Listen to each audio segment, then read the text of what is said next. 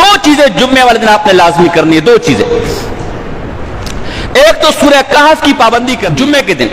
یہ سورہ کہف کتنی فضیلت ہے، فرمایا جو جمعے کے دن سورہ کہف پڑھتا ہے ایک جمعے سے لے کر دوسرے جمعے تک اس کے نور ہی نور۔ ایک روایت میں آتا ہے کہ اس کے قدم سے لے کر 7ویں آسمان تک نور ہی نور ہو جاتا ہے، اور ایک روایت میں آتا ہے کہ جو سورہ کہف جمعے کے دن پڑھتا ہے کسی بھی وقت سے اگلے جمعے تک جتنے فتنے مسائل پریشانیاں آنے والی ہوتی تاکہ اگر دجال آ گیا تو اللہ اسے دجال کے فتنے سے بھی بچا لے گا کسی بھی وقت بھی۔ جیسے کل مغرب سے جمعے کا وقت شروع ہو گیا، آج مغرب تک جمعے کا وقت ہے، کسی وقت بھی پڑھ لے، رات کو بہتر افضل ہے۔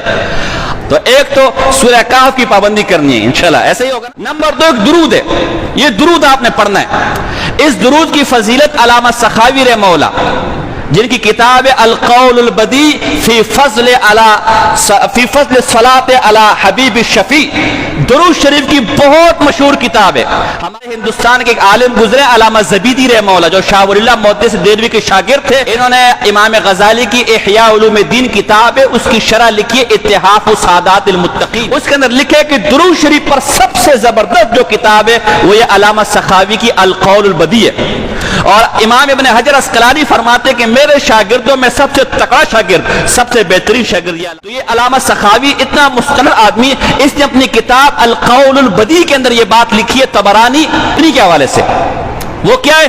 ایک درود ہے، وہ درود کیا ہے؟ اللہم صلی علی محمد النبی الامی وعلی آلہ وسلم تسلیما۔ کیا اثر کی نماز کے بعد اپنی جگہ سے اٹھے نہیں، وہی بیٹھے رہے، 80 دفعہ یہ درود پڑھ لے، اللہ اس کے 80 سال کے گناہ بھی معاف کرے اور 80 سال کی عبادت کا ثواب اس کے نامہ اعمال میں لکھ دے گا۔ تو یہ دو کام آپ نے جمعے والے دن کرنے ہیں۔